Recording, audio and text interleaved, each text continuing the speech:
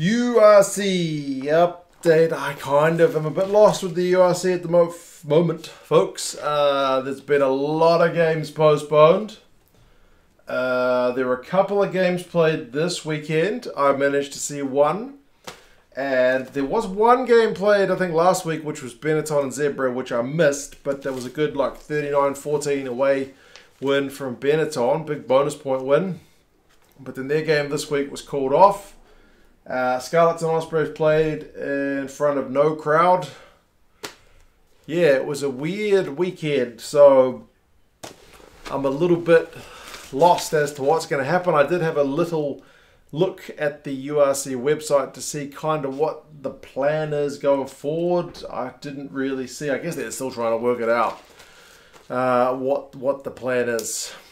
I know there's talk about moving the games to the Six Nations weekends, which would be probably less than ideal. But yeah, I'm still kind of waiting to see what's going to happen. If you guys know what the plan is, do let me know, because I am, as I said, if you ask me what round it is, I can't actually really remember right now because it's just been really disrupted. Unfortunately, it's no one's fault, but the pandemic's still going on, and we've got a competition which is cross-continent Super Rugby starting in a couple of months. Less than that, we'll probably be looking on with a bit of trepidation as to how they're going to get things organised. They've recently redone their own schedule to make sure all the domestic games are going to be done first because they're not banking on being able to have free travel. But anyway, this is about the URC. The first game was Scarlets and Ospreys, which I did watch. I watched it on S4C, so I watched it in Welsh. Didn't understand much of what was going on, but the game was a good watch nonetheless. An arm wrestle, I think it's fair to say. This one, neither side was really able to dominate the other. Ospreys, I picked them by 1 point. I initially had Scarlets, and at the last minute, I changed my pick, which was something I don't usually do in the old predictions game. But there you go. They did open the scoring after a decent kind of period of pressure. I think it was a 50-22 that set it up.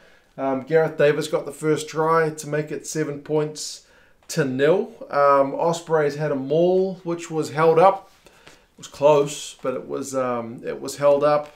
There was a moment where Reece Webb, when he scored his first try on 21 minutes, he accused the Scarlets guys of giving him an eye gouge, which they did check, but then there was no kind of conclusive evidence. It seemed to be kind of incidental contact rather than any kind of body deliberately trying to go in and grab him by the eyes. I think it was just trying to keep him up off the ground and stop him scoring. But either way, he did score the try, and it was converted to make it kind of 7 points. And that's what I mean about the kind of arm wrestle factor, and then neither side was really able to dominate. They had their own moments. Second one for Ospreys was held up, and I feel like they probably needed to convert some of these chances in the first half because Scarlets had a bit more going on in the second anyway. Luke Morgan, though, to be fair, for Ospreys, showed some absolute wheels. Now, he's quick. He managed to outrun Johnny McNichol, who does end up with a couple of tries of his own.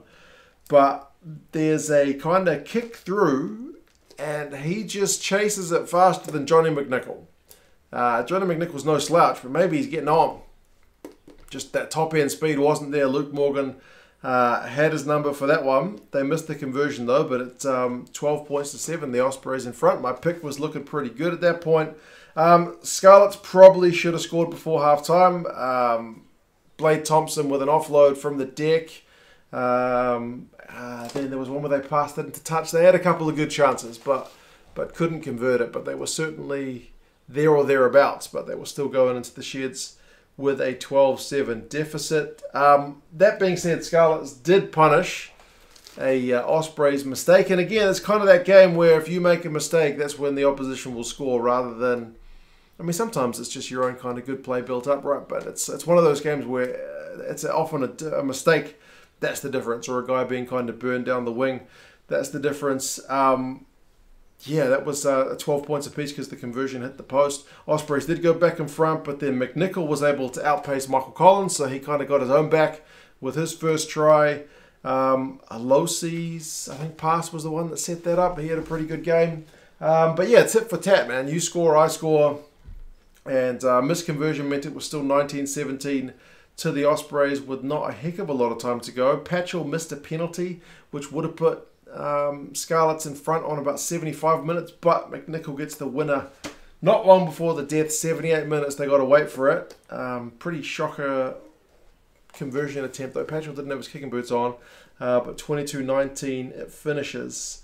No crowd. Sucks. That's certainly, especially when it's a local derby. But there you go. At least the game was played. It was only 1 or 2 games on this weekend. So, yeah, glad it was on free to air in the UK. 461, 325 is the run meters with Scarlets edge in that. Johnny McNichol would have a few of those, and he does. He has 99. So that's kind of his contribution. Possession, 56-44. Territory, 58-42. So like I mentioned, Scarlets over the course of the game were able to kind of have the better of things. Tackles 104 to 175. Ospreys had to make a lot more. Clean breaks 10-3 with Scarlets having that difference. So a bit of credit to Ospreys defence. Based on these numbers, they maybe should have lost by more. But McNichol, like I mentioned, 2 tries, 99 run meters, 4 clean breaks and 2 defenders beaten. Jack Morgan makes 27 out of 28 tackles for the Ospreys. That is an absolutely Herculean shift. Good on the Morgans from the Ospreys, but not enough to get it done. If the website's right, this is the URC website, or was it Google? I can't remember. Ospreys are 5-3 and Scarlets are 3-3 because there's been a different number of games played, which adds to the confusion of where the competition's at. But there you go. The second game I didn't watch. I only watched the highlights. People told me it was a bit of a dire one, and I've seen there's been a fair bit of criticism about Munster's attack, which is a theme which comes up quite a bit. Like, I'm pretty critical of Stephen Larkham as a coach because I'm a broken record here, but he was the coach of the Brumbies for a few years down here in Super Rugby, and he's going to return. But his Brumbies side was a pretty dire watch when they were down here in Super Rugby. They were a maul side. That's the way they scored pretty much all their tries. The top try scorer was their hooker because they loved a maul and weren't the best at anything else. But then again, I've seen the odd Munster result where they will kind of chuck it around, and I start to doubt myself. But if they only scored 8 points, and it was a Conway try, which was like a charge down from a Mac Hansen kick rather than kind of a bit of creative brilliance, maybe the attack still kind of seems to suffer a wee bit for Munster. It's a good win for Connacht in the scheme of things, man. 10 points to 8. It's one of those big games that you need to win, especially with the Irish kind of conference being as competitive as it is. A home game, win over a big team like Munster is certainly a most welcome one. Bundyaki gets a maul try, which is not usual. But there were yellow cards galore in this game. There were 4 of them. I think the highlights showed 2. There weren't a lot of clean breaks. 4 in total, 3-1 with Connacht having the 3. Connacht's defence seemed to be pretty amazing. 94% tackling percentage, which is like test match quality stuff. But they only had to make 82, which is a pretty low number. Munster's no slouch with like 89% tackling percentage and making 138 tackles. So having to do a wee bit more defending as Connacht have more ball. 59-41 was the possession and 60-40 was the territory. Penalty conceded 18 by Munster, 13 by Connacht. So yeah, it seems like it was a bit of a tough one by all accounts. But you guys who watched it in full will kind of have to let me know. I wasn't able to find the full copy. Was this one, was it on the Irish language channel or was it on RTE? I couldn't find it on either, but do let me know, or if it's not worth watching, do let me know, because I have seen the highlights. But yeah, yellow cards, charge down, maul try to a centre. It seemed to have a bonkers kind of, a bonkers just kind of feeling to it. Connacht are 4-4 and Munster are 4-2 in the URC. Marmion apparently made 112 run meters, which is crazy as well. Coombs made 47 and had 1 defender beaten. He was the best of the bunch for Munster with ball in hand. But yeah, by all accounts, it was not a classic. But as I said, haven't seen it in full, so we'll take your guys' advice on that one. So yeah, still kind of waiting to see what's going to happen with the URC, whether they reschedule the fixtures. I think they have to. But yeah. It sucks because it kind of got off to a good start, but then it's just been so disrupted. So yeah, we'll kind of see what happens. You guys let me know your thoughts, and I'm not going to do the power rankings for a wee while because there's just not been enough teams in action. But hopefully once things get back to normal, then we'll be able to get that done. You guys take care. Happy New Year if I haven't said that to you already. But yeah, take care of yourselves, guys, and I'll see you soon. See ya.